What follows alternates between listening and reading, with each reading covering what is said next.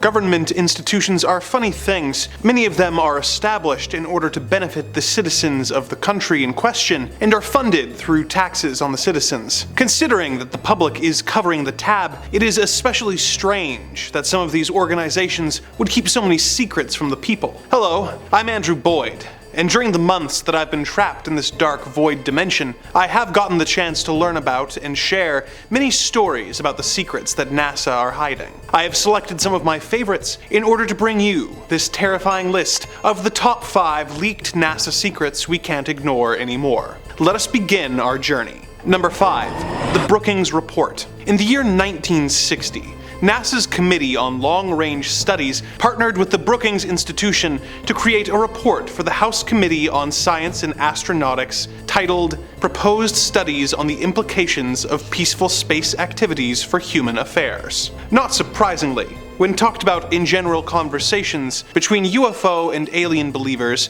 it is referred to instead as the Brookings Report. Most of the report is not particularly interesting for the purposes of this list, with sections about the implications of a space-derived weather predicting system and the implications of technological byproducts. But there is a section of the report that has garnered much attention over the years about the implications of a discovery of extraterrestrial life. This section theorizes about how the public would react to the discovery of alien life, and how it would affect society, and how the decision would have to be made on whether or not such a discovery would be made public. Some choice passages are as follows. Anthropological files contain many examples of societies, sure of their place in the universe, which have disintegrated when they have had to associate with previously unfamiliar societies, espousing different ideas and different ways of life. Others that survived such an experience usually did so by paying the price of changes in values and attitudes and behavior. Studies might help to provide programs for meeting and adjusting to the implications of such a discovery. Questions one might wish to answer by such studies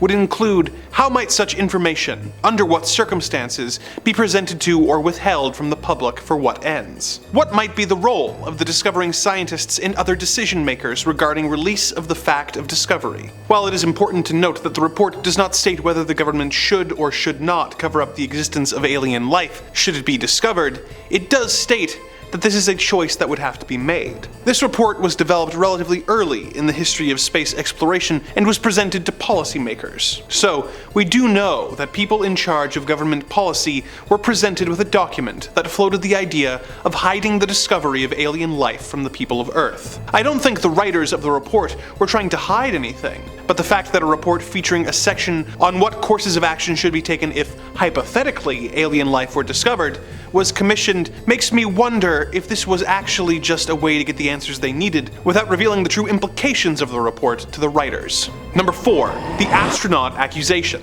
One of the leading causes of people who claim to believe in aliens and UFOs not being taken seriously is a perceived lack of credibility. If someone reports seeing a UFO, many people immediately assume that the person either saw an airplane from a weird angle, is lying, or is insane. Which is part of why it is so exciting when someone with a staggering amount of credibility comes out in support of the idea of alien life. Edgar Mitchell is one such person. Not only does he have 2 Bachelor of Science degrees, as well as a doctorate in aeronautics from MIT, but he is also a former NASA astronaut who was the 6th man in history to walk on the moon as part of the 1971 Apollo 14 mission. In fact, he is tied with fellow astronaut Alan Shepard for the record of the longest moonwalk in history, having tread its surface for over 9 hours straight during his mission.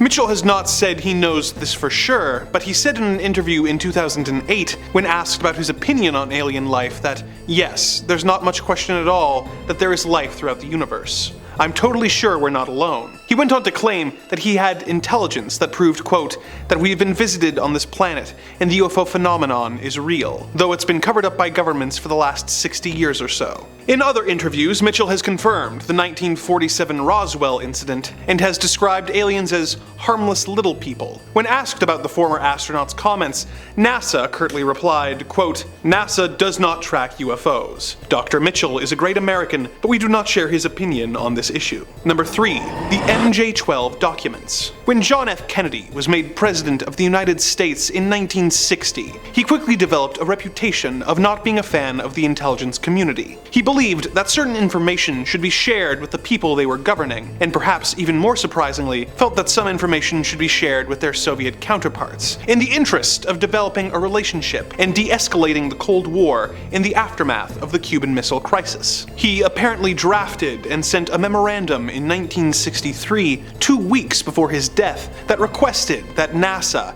initiate broader cooperation with the USSR in their outer space and lunar landing programs. Part of this document says that NASA would have to share classified UFO secrets with the Soviets. It has been claimed that the idea of sharing this information with an enemy state was the last straw for the intelligence community, all of whom apparently formed together to pool information and plans in a group called the Majestic 12, supposedly formed by President Truman in 1947 to deal with UFO activity. In documents that had apparently been saved from a fire known as the MJ-12 documents, it is stated that Kennedy has been making inquiries about the Majestic 12's activities that cannot be allowed. The document goes on to talk about how the issue should be handled, saying that when conditions become non-conducive for growth in our environment and Washington cannot be influenced any further, the weather is lacking any precipitation and should be wet. Well, for the layman, this is more confusing than anything. It may be clear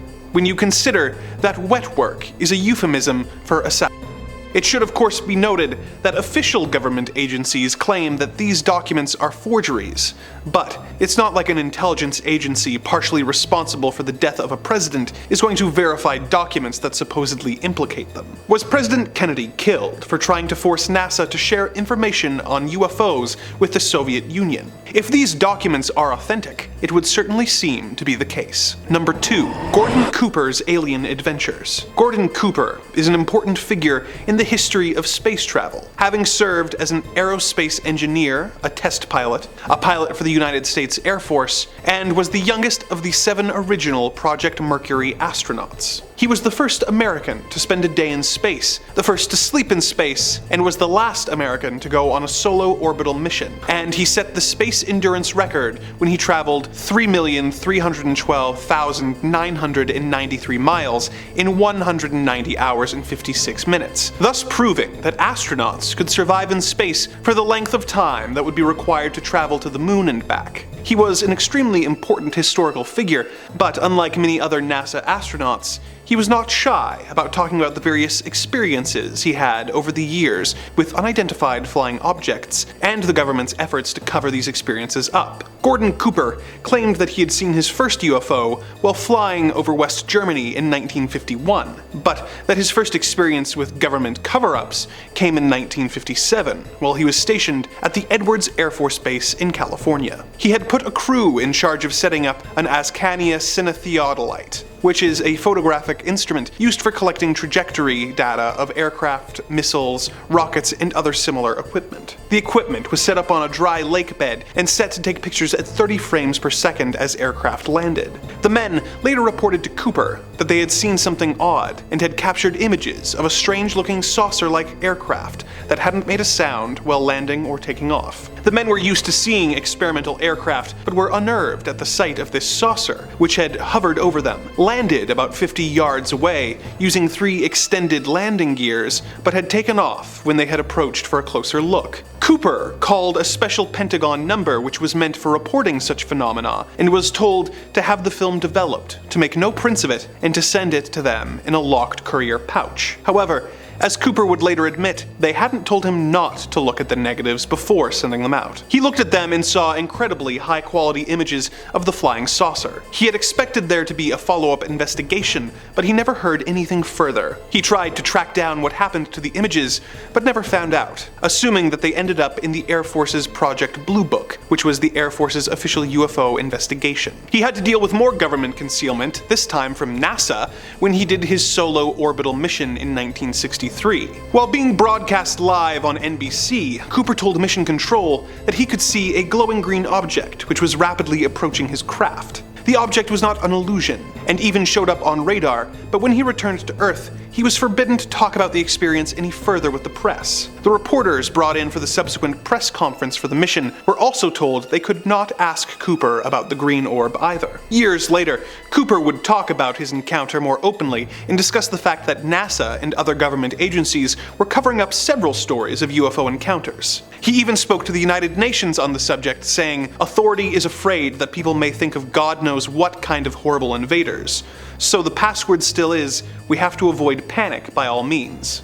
Did Gordon Cooper really see multiple UFOs during his life? And if so, did NASA and the Air Force prevent the public from learning about these visitors from another planet in an effort to avoid panic? Will there ever be a point in history where they trust the people of the world to be able to handle such news? Much like the identity of the flying saucers pilots, it is unknown. Number 1.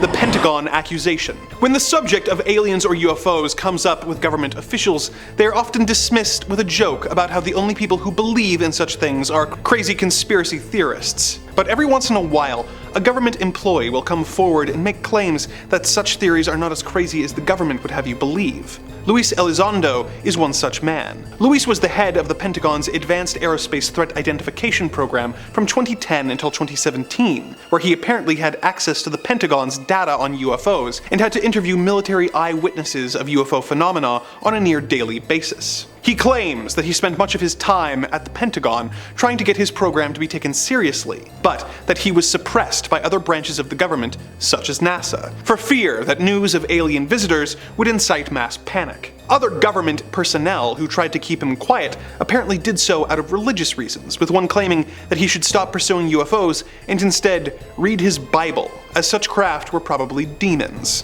Elizondo has described seeing footage of crafts that have been able to reach speeds of up to 11,000 miles per hour, while still being able to make seemingly impossible instant 90-degree turns. Other craft have apparently been capable of flight with no visible means of propulsion, meaning that whoever is piloting these craft is in possession of technology generations more advanced than any currently found on Earth. Luis left his position in 2017 in frustration at the refusal of the various branches of government to brief officials or the public on the multitude of UFO sightings they have collected over the years, and the government has tried to discredit him by saying that he had no assigned responsibilities for the AATIP, but this was challenged when former Senate Majority Leader Harry Reid released a statement that Elizondo was indeed in a leadership role in the ATIP program. The fact that the government is working so hard to discredit someone who is trying to inform the public about a matter of public importance is disturbing, but unfortunately, not surprising. As our time together comes to a close, I invite you to ponder, what other secrets is NASA hiding from the public? The dark forces that operate this evil dimension have asked that I remind you to like and subscribe